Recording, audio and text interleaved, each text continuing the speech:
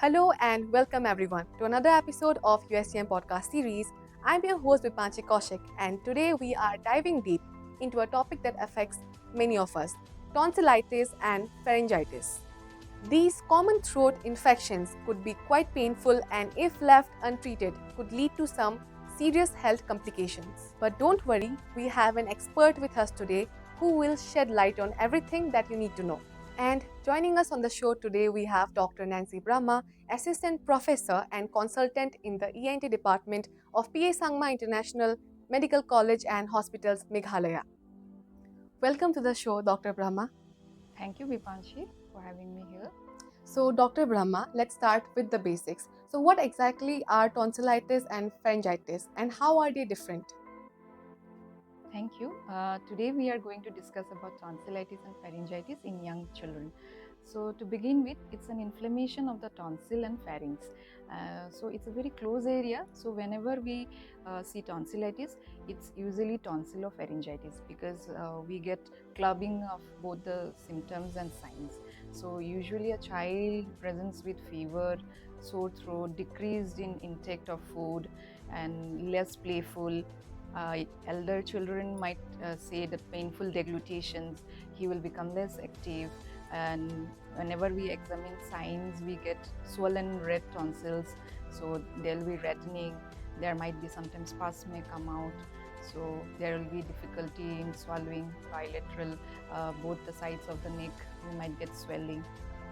So the alarming signs for the parents are whenever a child refuses to take food, less playful, all the time sleepy, and if it's a very high grade fever like more than 101 degree Fahrenheit, then these are the cardinal signs where parents must approach a physician.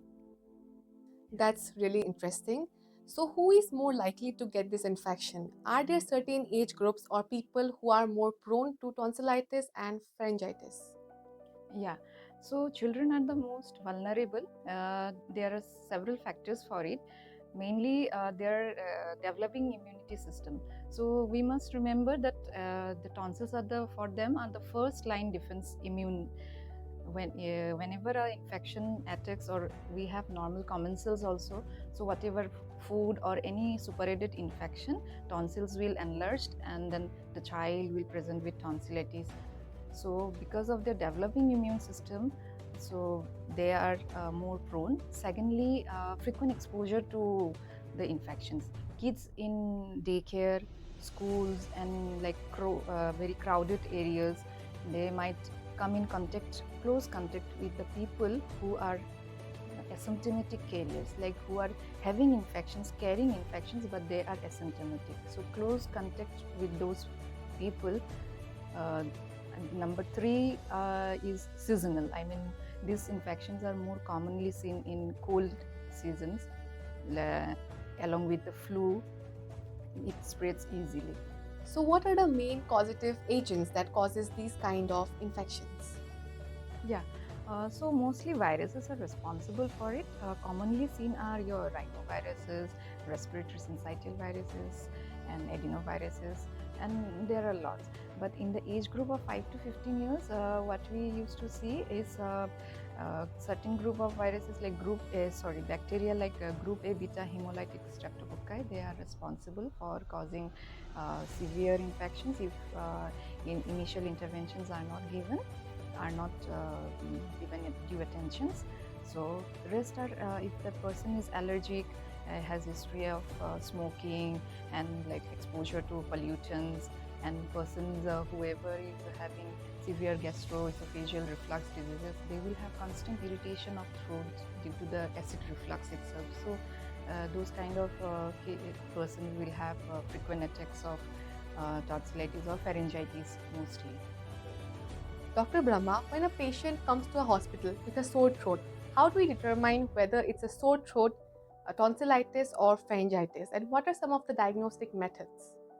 Yeah, usually the mother or a parent, they will tell ki the child is not feeling well, he or she will have malaise, lethargic, flu-like symptoms. So on examination, we might see enlarged tonsils. Sometimes the crypts will filled with exudates like yellowish, gray or whitish spots you might noticed. And on examination, there might be both sides of the neck will have neck nodes also, and there might be high grade fever.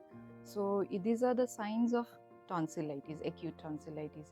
And pharyngitis will present only, as I said before, like it's a closed area. So usually the inflammation is spreads to the adjacent regions also. So pharynx are usually also congested, reddening or erythema you can see in the adjacent areas also. So usually we all these infections are self-limiting. Viral infections usually goes over by 3 days. The child becomes active and he starts taking food, and with symptomatic relief, supportive therapy like analgesic, antipyretics, they do well. But some of the cases where the fever persists more than 5 days, or if the child has failure to thrive, or like it has failed to take food adequately, we do certain tests like throat swab can be taken, and certain rapid antigen tests are also there where you get the results early, and then culture can also be done from the throat swab. And so whenever we suspect that certain bacterial infections are there, so we go ahead with all this. Whenever we see, because this test have a very false positive results also, sometimes we go with ASO titer, we call, in asymptomatic carriers, because in 40% of cases they might be asymptomatic carriers, like people who might be carrying the infections but they are showing no symptoms, no signs. So those cases we do ASO titer also. So, Dr. Brahma, once detected, what are the treatment options available and what are some of the precautions that can be taken in order to avoid complications? So usually, as I said, milder symptoms and viral induced causative agents are usually self-limiting, and then the child gets relief after 5 days. The child becomes active and starts eating adequately.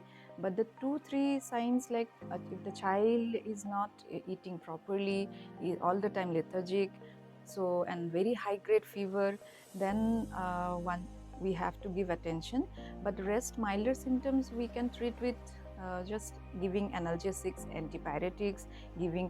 The most important thing is that hydration and adequate rest. Hydration, I mean warm fluids. One may not be able to take the solid or semi-solid, but even if it's soup, liquidy, but one should keep their hydrations in very properly, and they should have a good amount of rest, sleep, and should not get constant exposure to air pollutants, because and then constant cleaning, good hygiene habit like constantly washing their hands, and they should not, I mean, to avoid close contact with like people who have already got infections also, they should keep on washing their hands to avoid further infections.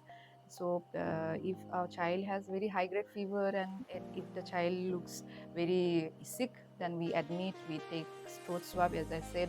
And so if it's a bacterial, as I said, group A beta hemolytic streptococcus, then we go ahead with penicillin is a drug of choice. Sometimes membrane like things also forms over the tonsils.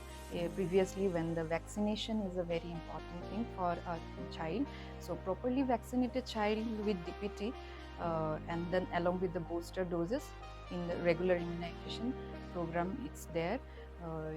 When those who haven't taken, so before it was commonly seen diphtheria infections caused by Corynebacterium diphtheria.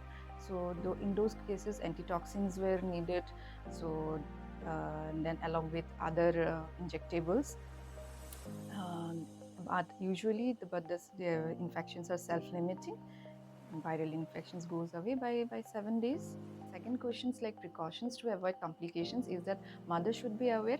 Alarming sign, if the cardinal signs, if the child is having very high grade fever more than 101 degree Fahrenheit, that is 38.3 around centigrade, so that is one thing. And child is excessively sleepy, not playing well, not active, refusing to take food altogether, has stopped eating, then one should approach a physician. So the complications and because active intervention and antibiotic at the time of bacterial infections is a must to prevent the sequel and the complications. So mother should initial phase itself, they should keep good hygiene, number one. Number two is hydration and adequate rest for the child, and not and keeping the child in a very well ventilated and good exposure to sunlight, and should be a well ventilated room, and a hygiene part should be maintained along with the nutrition, so they can prevent the further sequelae and complications. That's really helpful. So, are these diseases preventable, and are there any lifestyle changes or habits that can prevent people from getting this kind of infections? Preventable in the sense that if a child is having good immunity, so mother should be aware of, and then she should keep an eye over the nutrition, and that is sufficient for a healthy active child. Otherwise, as I said, for a child, developing immune system will give them enlarged tonsils. So whenever you see, you will find that the child is having enlarged tonsils. That is normal for a, and it will usually by the age of 8 years, 12 years, it will gradually become smaller and then get atrophied in adulthood. So for little elder children, if a smoker or a gastroesophageal reflux disease is there, it should get treated, and then frequent exposure to air pollutants should be avoided as far as possible. So a healthy lifestyle, so whoever is having allergic to cold, dust, they should take certain precautions, and certain breathing exercises, meditations, to be in constant exposure of this one early sunlight, sunbath. These are quite in well ventilated room. These are also helpful, because constant damp environment, whoever is allergic, they will have a frequent exposure or frequent symptoms kind of. So, many people believe that tonsil is not a serious condition. Could it lead to some serious health complications if left untreated? Yeah, as I said, viral infections are usually self-limiting. So milder symptoms with supportive therapy, patients usually do well. So for infections, certain signs, like as I said, cardinal signs are there: very high fever, high-grade fever, and very inactive child. So those are, if 2-3 things mother should be aware. If the child is having constant snoring, inability to sleep, inability to take food, so these are the alarming signs that they should go and seek advice, because if bacterial infections are left untreated in the initial phase, so these can lead to valvular diseases we call rheumatic fever, rheumatic heart disease. Again, they have the ability to infect kidneys also, glomerulonephritis. So this can be prevented if early infections are given due attentions and treated. So mother should be aware if a child is excessively sleepy, snoring, inability to sleep, unable to eat properly, inactive child, then she should, and very high grade fever, she should seek advice. Otherwise, these complications, sometimes abscess are inside the or nearby areas of tonsils are also seen, so this can be prevented. Just now you mentioned about rheumatic fever. So, what exactly is rheumatic fever and how is it related to tonsillitis and pharyngitis? Yeah, as we talked about, if the early bacterial infections are not given due attentions, that is treated by antibiotics and other supportive therapy, a child may, in the long run, will we see the sequel. As I said, localized, it can be in fact abscess, cellulitis abscess, peritonsillar abscess, retropharyngeal, pharyngeal, and then systemic can be your glomerulonephritis and rheumatic heart disease, rheumatic fever.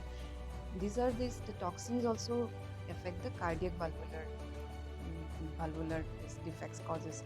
So the initial phases itself we should give due attentions, so that this kind of systemic infections can be prevented. As we wrap up now, do you have any general advice for the patients who frequently suffer from throat infections? Yeah, So parents should be aware of number one, vaccinations. So whatever is in the immunization schedule, they should go ahead and complete the DPT doses along with the booster doses. And secondly, in certain conditions when a child has been able failure to thrive, obstructive sleep apnea, that is difficult to breathe during sleep, those are the things indications when we go ahead and suggest for tonsillectomy. So I haven't discussed about the surgery and complications, which will be dealt with I think in the subsequent talks. And I would like to take the privilege of this platform to spread the message of World Hearing Day, which is being celebrated every year, designated by WHO on 3rd of March. So this year also on 2025, the theme has been taken as changing mindset, that is to ensure yourself to make ear and hearing care a reality for all, to promote and ensure that each and everyone has the access and give due attention to ear and hearing care around the globe. So I would request everyone or whoever is in the vicinity inside the campus, any ear problem, we would be privileged to give you a free checkup, free hearing test on this day as we celebrate and embrace being an ENT practitioner. I would like to request for anybody in the fraternity also, from the university. So please do visit, please do come on this day as we celebrate on 3rd of March 2025. Thank you so much for having me here. That was an incredibly informative session. Thank you for sharing your knowledge with us today. And to all the viewers and listeners, remember, prevention is always better than cure. And if you're experiencing any throat discomfort, don't forget or hesitate to visit the ENT Department of PA Sangma International Medical College and Hospitals Meghalaya for expert care. Thanks for tuning in, and we'll see you in the upcoming episodes.